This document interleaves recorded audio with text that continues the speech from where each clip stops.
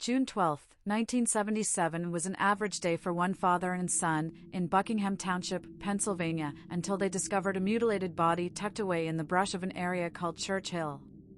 The body belonged to Shaun Eileen Ritterson, a 20-year-old resident of Croyden. Shaun's corpse was naked, and most of her internal organs had been removed from a gaping wound in her abdomen. Despite her murder being one of the most brutal Bucks County has ever seen, her case remains unsolved to this day. Though the investigation previously went cold, the case was revived some years ago after the DA's office returned one of Shaun's rings to her family.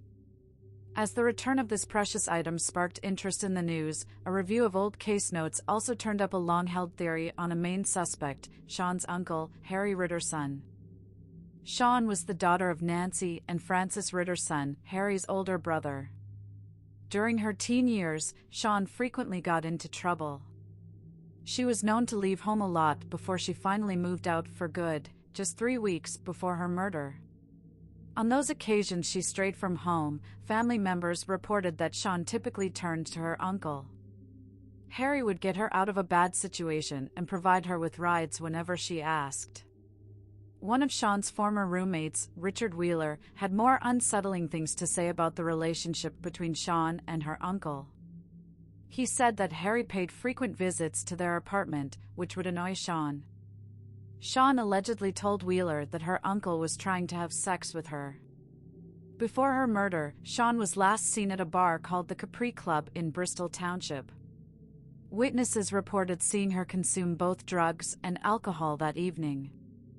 Shaun's cousin, Jack Lister, told the authorities that he saw her leaving the bar with a stranger.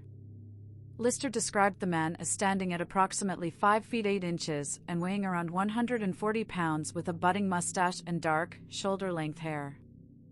As tips flooded in, investigators were told to look into anyone from suspicious local teens to renters who disappeared without paying their landlords. However, several accounts kept leading back to Harry Ritterson. Multiple sources claimed that Shaun and Harry had a closeness that was strange for someone so young and an uncle that was, at the time, 40 years old. It's also been reported that Harry frequented Church Hill, the area where Shaun's body was disposed of. He was even seen in the area within the 36 hours between the time she was last seen alive and the discovery of her body. The running theory is that Shaun's death was a result of an intimate argument between the two of them that had gotten out of hand. During the initial investigation, the police questioned Harry several times. Harry even took a lie detector test, and while the results were never made public, detectives felt they had reason to believe they caught the man on several mistruths. Harry consistently denied any connection to Shaun's death, but refused to cooperate any further with the police. Unfortunately, Harry has since passed away, and the authorities don't seem to have another solid lead. Several members of the Ritterson family refused to believe Harry would have committed such a terrible act, and his sister, Madeline Larson, is among them. Larson defended her brother, saying that whenever he stayed at her house, he would share a room with her children, and they never had any problems.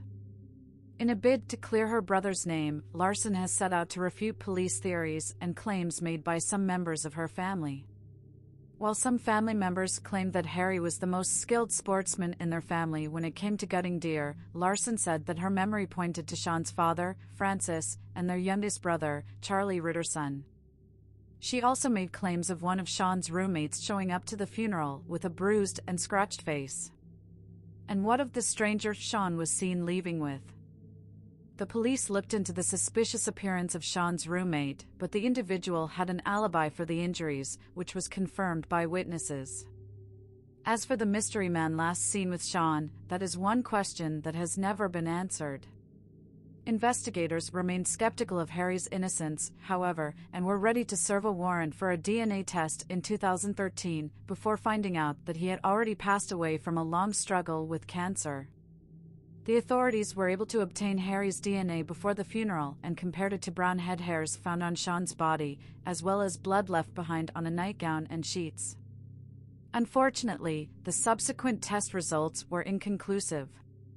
Sometime after Shaun's murder, a monument was built in her honor. It is a stack of 5 large rocks on Church Hill, about 10 feet away from the road. The police don't know who erected this monument, or when, but whoever it was, knew exactly where Shaun's body was found amidst the leaves. If anyone has any pertinent information to help solve this decades-old case, please contact the District Attorney's Office online at www.buxta.org or over the phone at 215-348-6354.